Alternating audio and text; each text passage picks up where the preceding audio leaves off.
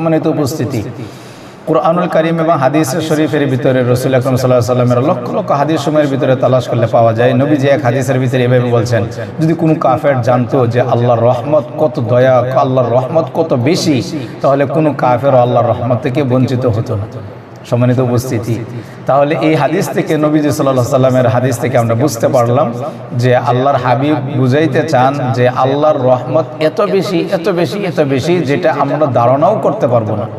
সম্মানিত উপস্থিতি, আমার জীবনে যত গুনাহ হোক, আমার জীবনে যা কিছু করি আর না করি, সত্যিকার অর্থে যদি আমরা খাঁটি মনে আল্লাহর দিকে ফিরে আসতে পারি, আমরা যদি আল্লাহর কাছে তওবা করতে পারি, আল্লাহর কাছে কান্নাকাটি করতে পারি, আল্লাহ আমাদের সব কিছু মাফ করে দিবেন। দেখেন কুরআনুল কারীমে আল্লাহ পাক রব্বুল আলামিন বলেন, কুল, হে নবী আপনি আপনার উম্মতকে বলেন, ইয়া ইবাদিয়াল্লাযীনা আসরাফু, হে আমার বান্দাগণ যারা গুনাহ করতে করতে করতে তোমার নফসকে, তোমার মন মিজাজ সব কিছুকে তুমি বিনষ্ট করে দিয়েছো, ধ্বংস করে দিয়েছো।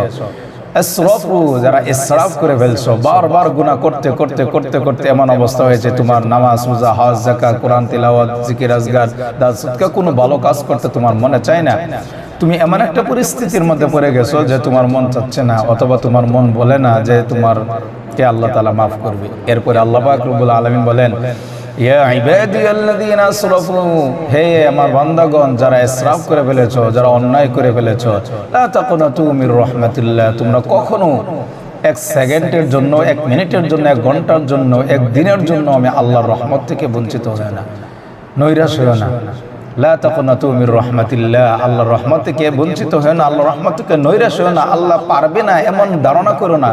কেন? আনা ইনদা যন্নি আবদি বি, আল্লাহ রাসূল সাল্লাল্লাহু আলাইহি ওয়াসাল্লাম হাদিসে কুদসির ভিতরে বলছেন, আনা ইনদা যন্নি আবদি বি, বান্দা যদি ধারণা করে আমি আল্লাহ তার ধারণা অনুযায়ী ফয়সালা করি, তাহলে আমরা আল্লাহর প্রতি যদি ধারণা করি যে আল্লাহ আমাকে সব মাফ করে দিবেন, হ্যাঁ মাফ করে দিবেন। অন্যায়, অশ্লীল, বেহায়াপনা, আমার জীবনে যত অন্যায় করেছি, আল্লাহর কাছে যদি আমি তওবা করি, আল্লাহ আমাকে ক্ষমা করে দিবেন। এখানে আল্লাহ তাআলা বলতেছেন, ইয়া ইবাদিয়াল্লাযীনা আসরাফু আলা আনফুসিহিম লা তাকুনাতু মির রাহমাতিল্লাহ, আল্লাহর রহমত থেকে বঞ্চিত হয় না, নৈরাশ হয় না। কেন? ইন্নাল্লাহা ইয়াগফিরু যুনুবা জামিআ, এখানে জামিআ বলছেন। জামিআ বলতে অনেক মুহাদ্দিসিনে কেরাম, মুফাসসিরিনে কেরাম এটাও বলছেন, সগীরা কবিরা, ইচ্ছা অনিচ্ছা সব গুনাহ আল্লাহর কাছে তওবা করলে আল্লাহ মাফ করবেন। যদি অন্য এক আয়াতের মধ্যে আল্লাহ তাআলা বলছেন, ইন্নাল্লাহা লা ইয়াগফিরু আন ইউশরাকা বি, শিরকের গুনাহ আল্লাহ মাফ করবেন না। এরপরেও কথার কথা যদি আমার জানা অজানা যদি শিরিক হয়ে যায় থাকে, তাহলে আমি কার কাছে ক্ষমা চাবো? আমার তো অন্য কোনো দেবতা নাই, আমার তো অন্য কোনো ইলা নাই, আমার তো অন্য কোনো মাবুদ নাই, আল্লাহকে ছাড়া আমাদের তো আর কেউ নাই। এই জন্য মুফাসসিরিনে কেরাম বলছেন, যেহেতু আল্লাহ তাআলা এখানে বলছেন ইন্নাল্লাহা ইয়াগফিরু যুনুবা জামিআ, আল্লাহ জামিআ বলছেন মানে সব মাফ করে দিবেন। লা তাকুনাতু মির রাহমাতিল্লাহ, রহমত থেকে নৈরাশ হইতে না করছেন। জামিআ বলছেন ইন্নাল্লাহা ইয়াগফিরু যুনুবা জামিআ, আল্লাহ সব মাফ করে দিবেন।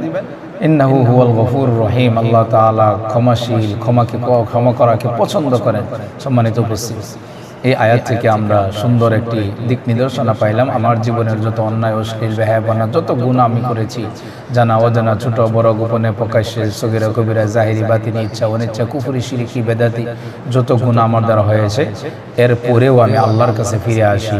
আমরা যদি আল্লাহর কাছে ফিরে আসতে পারি, আল্লাহ তাআলা আমাদেরকে দয়া করে মাফ করবেন। বিভিন্ন জায়গায় কুরআনুল কারীমের আয়াতে আল্লাহ তাআলা বলছেন যে কোনো বান্দা যদি সত্যিকার অর্থে মন থেকে তওবা করে, আসা রব্বুকুম আইয়ুকাফিরু আনকুম সাইয়্যাতিকুম, সূরা তাহরিমের মধ্যে আল্লাহ তাআলা বলছেন, কোনো বান্দা যদি এইভাবে যদি খাঁটি মনে ইয়া আইয়ুহাল্লাযীনা আমানু তুবু ইলাল্লাহি তাওবাতান নাসুহা, কোনো ব্যক্তি যদি সত্যিকার অর্থে তওবা নাসুহা মন থেকে খাঁটি মনে তওবা করতে পারে, আল্লাহ তাআলা তার সব গুনাহ মাফ করে দিবেন এবং পিছনে যে গুনাহ হয়েছিল ওই গুনাহগুলো আল্লাহ নেকি দ্বারা পরিবর্তন করে দিবেন।